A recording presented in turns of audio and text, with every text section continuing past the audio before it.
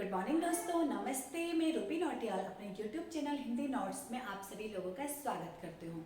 दोस्तों, प्रत्येक भाषा का अपना एक क्या होता है, स्वरूप होता है, जो कैसा होता है, जो व्याकरणिक होता है। और अगर हमें किसी भाषा का शुद्ध रूप, अगर हमें शुद्ध रूप में किसी भाषा को जानना है तो उसके लिए हमें उसके व्याकरण का ज्ञान होना अति आवश्यक है। तो चलिए दोस्तों, आज हम व्याकरण के अंतर्गत जो हमें हिंदी भाषा की जो ध्वनियाँ, जिनको हम ध्वनि को आजकल एक अन्य नाम करके आता है कि स्वनिम। स्वनिम क्या है, स्वनिम व्यवस्था क्या है और स्वनिम का वर्गीकरण क्या है, इन सबको हम देखेंगे। स्वनिम ध्वनि का ही दूसरा नाम है और आजकल पेपरों में इस तरह से आता है कि भाषा की सबसे छोटी इकाई क्या है, और ऑप्शन में स्वनिम भी आ जाता है, तो आपको स्वनिम पर टिक लगाना है। तो दोस्तों, स्वनिम व्यवस्था, ध्वनि व्यवस्था, जिसके अंतर्गत हम अपने स्वर और व्यंजन को पढ़ते हैं, इन सबको देखेंगे। स्वर कई प्रकार के होते हैं, जैसे हम देखेंगे जो स्वर का जो वर्गीकरण है वो कई तरह से हो रखा है कि हमारे ओष्ठ के आधार पर, हमारे मुख विवर के आधार पर, हमारे जीवा के आधार पर कितने प्रकार के होते हैं, विभिन्न प्रकार के इनका वर्गीकरण हो रखा है। और इनमें क्या होता है, बच्चों को बहुत ही ज़्यादा कन्फ्यूज़न होता है। तो दोस्तों, आज ये कन्फ्यूज़न आपका दूर होने वाला है, लेकिन इसके लिए आपको मेरी वीडियो देखनी पड़ेगी। ठीक है दोस्तों, मेरी वीडियो तक अंतिम तक बने रहने के लिए आप पहले मेरे चैनल को सब्सक्राइब जरूर कीजिएगा, और अगर आपको मेरी ये वीडियो पसंद आएगी तो मेरी वीडियो को लाइक भी जरूर करना। तो दोस्तों, चलते हैं, स्वनिम व्यवस्था क्या है, इसका वर्गीकरण किस तरह से हो रखा है, आज हम इसको देखते हैं।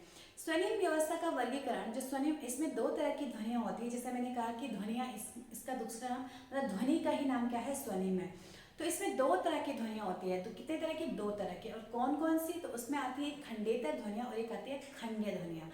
खंड्य ध्वनियाँ जिनको हम पहले देखेंगे, क्योंकि खंड्य ध्वनियों के अंतर्गत भी दो तरह की ध्वनियाँ आती है, जिसको हम स्वर और व्यंजन करके पढ़ते हैं।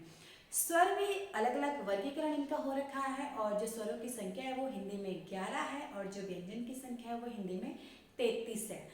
तो इनका हम आगे देखेंगे कि जो स्वर है, इनका वर्गीकरण अलग अलग प्रकार से हो रखा है। जैसे दोस्तों हम करें तो जीवा के उत्थापित भाग के अनुसार स्वर कितने होते हैं, साथ ही ओष्ठ की स्थिति के अनुसार स्वर कितने होते हैं, और मुखाकृति के आधार पर स्वरों का वर्गीकरण कितने प्रकार से होता है। तो ये जो वर्गीकरण है ये स्वर के आधार पर है, ठीक है दोस्तों, ना कि व्यंजन के आधार पर। व्यंजन के आधार पर भी हम देखेंगे, लेकिन पहले हम स्वर के आधार पर देखेंगे। स्वर के आधार पर हम पहले बात करते हैं जीवा के उत्थापित। उत्थापित का मतलब होता है ऊपर उठना। हमारे जीभ ऊपर उठती है तो किन किन स्वरों का उच्चारण होता है और कितने भाग उसमें काम करते हैं हमारे जीभ के, उन सबको हम देखेंगे। बात करें सबसे पहले अग्रस्वर। अग्रस्वर क्योंकि जीभ के आधार पर आगे बोले जाने वाले स्वर है, तो अग्रस्वर जीभ का जब आगे वाला भाग, कौन सा दोस्तों, आगे वाला भाग जब ऊपर उठता है तो वहां से जो स्वर बोले जाते हैं उनकी संख्या 4 है। कितनी है, 4। 1 2 3 4, ठीक है। इसके अंतर्गत जो स्वर आते हैं वो आते हैं ई ए ठीक है। ये हमारा जो, आप इसको बोल के दिखाओगे तो हमारे जीभ का जो आगे वाला हिस्सा है वो क्या है, वो हमारा प्रयोग में हो रहा है, और आगे वाले हिस्से से ये स्वर बोले जा रहे हैं, ठीक है। इसीलिए इसका नाम क्या है, अग्रस्वर। बात करें दूसरा, तो दूसरा है मध्य स्वर। मध्य, इनको केंद्र स्वर के नाम से भी जाना जाता है, और इनकी संख्या 1 है, ठीक है। अगर हम इनका उच्चारण करें तो ये है अ का अगर आप उच्चारण करेंगे तो वो मध्य से बोला जाता है, जो जीभ का मध्य वाला भाग है वहां से इसका उच्चारण होता है। तीसरा हमारा आता है पार्श्व स्वर। पार्श्व स्वर जो होता है हमारा, इसका पीछे वाला हिस्सा जो हमारा जीभ का होता है वो ऊपर उठ जाता है, और इनकी संख्या जो है वो 5 है। तो वो कौन कौन है, तो इसमें है आ उ ओ औ, ठीक है। कौन कौन है, आ उ ओ औ, ठीक है। इनकी संख्या 5 है, इनकी संख्या 4 है, इनकी संख्या 1 है, इनकी संख्या 5 है।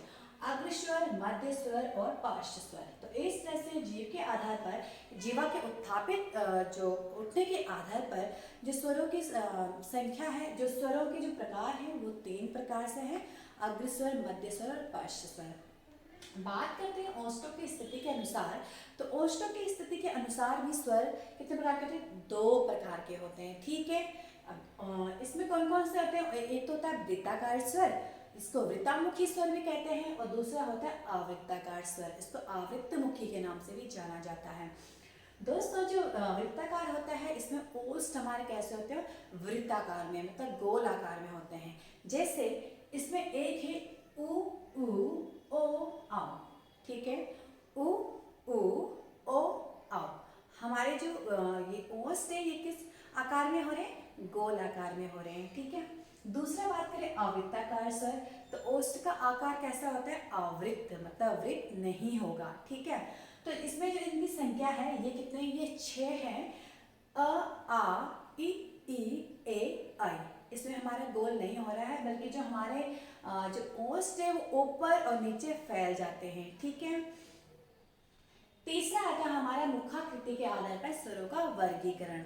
मुखाकृति का मतलब मुंह के आधार पर, हमारा मुंह किस तरह से प्रयोग में आता है तो वो हम देखेंगे। एक होता है समवृत्त स्वर, दूसरा होता है अर्ध समवृत्त स्वर, तीसरा है विवृत्त स्वर और चौथा है हमारा अर्धविवृत्त स्वर। जो समवृत्त स्वर है इसमें हमारा मुंह कम खुलता है। कितना, कैसे? यहाँ पर हमारा मुंह क्या होता है? कम खुलता है। किसमें? समवृत्त स्वर में। दोस्तों इनकी संख्या 4 है और इसमें जो स्वर आते हैं वो ई, उ, ठीक है। हमारा मुंह बहुत ही कम खुल रहा है, इसलिए इनका नाम समवृत्त स्वर कहा गया है। जो अर्ध समवृत्त स्वर है इसमें इससे तो थोड़ा ज्यादा खुलेगा, ठीक है। जो जहाँ यहाँ बहुत कम खुलता है, अर्ध समवृत्त में थोड़ा सा आधा खुल जाएगा, ठीक है, आधा वृत्त हो जाएगा, ठीक है। कैसे? ए और ओ थोड़ा सा हल्का, इनसे तो ज्यादा ही खुलेगा। मतलब अगर आप इनका उच्चारण करोगे तो आपका जो मुख विवर है वो इससे ज्यादा खुलेगा। अगर ई उ बोलेंगे और साथ ही अगर हम ए और ओ को बोलेंगे तो हमारा मुख का जो विवर है, जो हमारी मुखाकृति है वो ज्यादा हो जाती है, इससे ज्यादा हो जाती है। किससे? समवृत्त स्वर से। बात करें तीसरे नंबर पर, तो तीसरे नंबर पर आता है हमारा विवृत्त स्वर। जो विवृत्त स्वर है इसमें हमारा मुंह सर्वाधिक खुल जाता है, ठीक है। विवृत्त मतलब बड़ा हो जाना, ठीक है। हमारा मुंह बड़ा, हमारा मुख जो है, हमारा मुंह जो है वो पूरी तरह से खुल जाता है, सर्वाधिक खुलता है, ठीक है।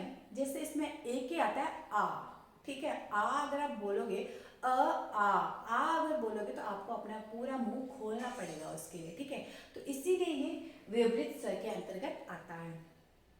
चौथे नंबर पे आता है अर्धविवृत्त स्वर। अर्धविवृत्त स्वर जो होता है वो है हमारा इससे थोड़ा कम खुलता है, ये बहुत ज्यादा खुलता है लेकिन यहाँ थोड़ा सा कम खुलेगा। जैसे इनकी संख्या है 3, अ, ए, औ, ठीक है। अ, ए, इसमें एक अ आएगा, एक ए आएगा, एक औ आएगा, ठीक है। क्योंकि इन पे थोड़ा मात्रा है ना, तो इसलिए इन पे क्या होगा, इनसे थोड़ा सा क्या होगा, थोड़ा सा कम खुलेगा इन पे। ये ये बड़ी आ की मात्रा वाले हैं तो इन पे क्या होता है, इन पे इस पे मुंह ज्यादा खुल रहा है ना, लेकिन इस पे थोड़ा सा, इससे तो कम खुलेगा, ठीक है। इसमें ज्यादा खुल रहा है, इससे कम खुल रहा है। तो इस तरह से हमने देखा मुखाकृति के आधार पर स्वरों का वर्गीकरण। एक है ओष्ठ की स्थिति के अनुसार और एक है जीवा के उत्थापित भाग के अनुसार। दोस्तों एक और भी है, तो वो है मात्रा के अनुसार। मात्रा के अनुसार भी स्वरों का वर्गीकरण होता है, क्योंकि सबको पता होता है कि ह्रस्व स्वर, दीर्घ स्वर और प्लुत स्वर, ठीक है। वो यहाँ पर हम कवर नहीं करेंगे, उसके लिए हम दूसरी वीडियो बनाएंगे और दूसरी वीडियो में हम व्यंजन को, जो हमारे व्यंजन है उनका वर्गीकरण, साथ ही हम मात्रा के आधार पर स्वरों का वर्गीकरण भी करेंगे।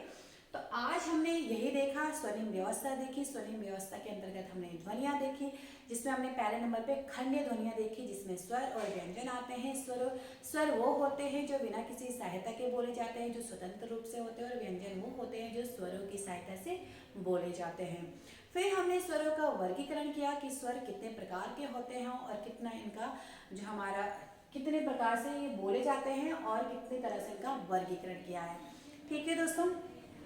उसके बाद हमने ये सब देखा जीवा के आधार पर, ओष्ठ के आधार पर और मुख के आधार पर। जीवा के आधार पर 3 प्रकार के होते हैं, ओष्ठ के आधार पर 2 प्रकार के होते हैं और मुखाकृति के आधार पर 4 प्रकार के होते हैं, ठीक है दोस्तों। तो दोस्तों अगर आपको मेरी ये वीडियो पसंद आती है, अगर आपको ये सब समझ में आया, दोस्तों समझ में आएगा, अगर आप इसको बार बार देखोगे तो आपको समझ में आएगा। ऐसी कोई चीज़ नहीं है जो समझ में ना आए, लेकिन उसके लिए हमें क्या करना पड़ता है, थोड़ा ध्यान देना पड़ता है और ध्यान से समझना पड़ता है और ध्यान से पढ़ना पड़ता है। तो दोस्तों आप इसको अपनी कॉपी में नोट डाउन करके अगर इसका खुद का उच्चारण करोगे तो आपको खुद आइडिया हो जाएगा कि ये कहाँ से बोला जा रहा है, इसमें किस हमारे मुख विवर का यूज हो रहा है, हमारे जीवा का कौन सा भाग इस्तेमाल में आ रहा है। इस तरह से आपको ये पूरा पता लग जाएगा, लेकिन इसके लिए थोड़ा सा अभ्यास करना पड़ेगा, ठीक है दोस्तों। तो दोस्तों अगर आपको मेरी ये वीडियो पसंद आती है तो आप मेरी वीडियो को लाइक जरूर करिए। अगर अब हम देखेंगे मात्रा के आधार पर स्वरों का वर्गीकरण, क्योंकि इससे पहले हमने 3 आधार देख लेते हैं, तो हमने सोचा चौथा आधार भी इसी वीडियो में कवर अप कर लेते हैं। ताकि बच्चों को कोई भी कंफ्यूजन ना हो। ठीक है, तो दोस्तों हिंदी ध्वनियों के वर्गीकरण के आधार पर हमने 3 आधार देख लिए थे और चौथा आधार है हमारा मात्रा के आधार पर स्वरों का वर्गीकरण। इसके बाद हम व्यंजन का वर्गीकरण भी देखेंगे, उसके भी ऐसे ही 3 आधार है, अलग अलग वर्गीकरण है। जैसे स्वर के हैं वैसे व्यंजन के भी है। तो पहले आज हम स्वर को ही देख लेते हैं। स्वर को हमने जो मात्रा के आधार पर 3 प्रकार से इसको डिवाइड कर रखा है, जिसमें हमारा पहला आता है ह्रस्व स्वर, दूसरा आता है हमारा दीर्घ स्वर और तीसरा आता है हमारा प्लुत स्वर। ठीक है दोस्तों, ह्रस्व स्वर में इसके उच्चारण में कम समय लगता है, इसकी संख्या 4 है। ठीक है, कितनी है इसकी संख्या? 4। इसे मूल स्वर भी कहा जाता है। ठीक है दोस्तों, इसे क्या कहा जाता है? मूल स्वर भी कहा जाता है। और इनमें जो स्वर आते हैं वो होता है अ, इ, उ और रि से ऋषि वाला। ठीक है, उसके बाद देखेंगे दीर्घ स्वर। दीर्घ स्वर में उच्चारण 2 गुना समय लगता है, किससे? ह्रस्व स्वर से। ठीक है, इनकी संख्या 7 है और टोटल हमारे जो स्वर होते हैं वो 11 होते हैं, तो 7 और 4 कितने हो गए? 11 हो जाता है। ठीक है, इसमें जो हमारे वर्ण आते हैं वो है आ, ई, उ, ए, आई, ओ, औ। ठीक है, टोटल कितने हैं? ये 7 होते हैं। तो ह्रस्व स्वर में समय कम लगता है, इनकी संख्या 4 है। दीर्घ स्वर में 2 गुना समय लगता है, इनकी संख्या 7 है। देखते हैं प्लुत स्वर। तो प्लुत स्वर का प्रयोग इसमें 3 समय लगता है ह्रस्व स्वर से और 2 समय लगता है दीर्घ स्वर से। ठीक है दोस्तों, इनका उच्चारण हिंदी में ना के बराबर ही समझिए आप। हिंदी में इसका प्रयोग नहीं होता है या बहुत कम होता है। जैसे अगर हम देखें इसका प्रयोग, इसका एक एग्जाम्पल होता है अधिकतर कि जो ये ओम, मतलब जो अगर हमें ओम का उच्चारण करें तो ओम, तो मतलब हमें उच्चारण थोड़ा सा लंबा, थोड़ा ज़्यादा समय लेना पड़ता है, तो ये वहाँ पर प्रयोग होता है। जैसे राम, तो मतलब इस तरह से लंबा उच्चारण लेने के लिए हमें इसका प्रयोग करना पड़ता है। इसका उच्चारण इस संस्कृत में ही आता है ज़्यादातर, हिंदी में इसका प्रयोग ना के बराबर ही होता है। संस्कृत, जैसे हिंदी में एक शब्द ले लेते हैं जैसे सुनो, तो मतलब सुनो का उच्चारण अगर हमें थोड़ा सा ज़्यादा करना पड़ेगा तो हम इसको पीछे से लगा सकते हैं। ठीक है दोस्तों, तो ठीक है दोस्तों, थैंक यू सो मच। आप मेरी वीडियो को लाइक जरूर करिए अगर आपके समझ में ये वीडियो आती है, क्योंकि इसके बाद स्वर से संबंधित आपका कोई भी कंफ्यूजन नहीं रहने वाला है। इसी तरह से हम व्यंजन को भी देखेंगे। व्यंजन के ऊपर भी आपके जो भी, जैसे हम गोषित्व के आधार पर, प्राण के आधार पर जितने भी व्यंजन हमारे होते हैं उन सबको हम देखेंगे और बहुत ही सरल तरीके से देखेंगे। ठीक है, थैंक यू दोस्तों। आप मेरी वीडियो को लाइक जरूर करें और मेरे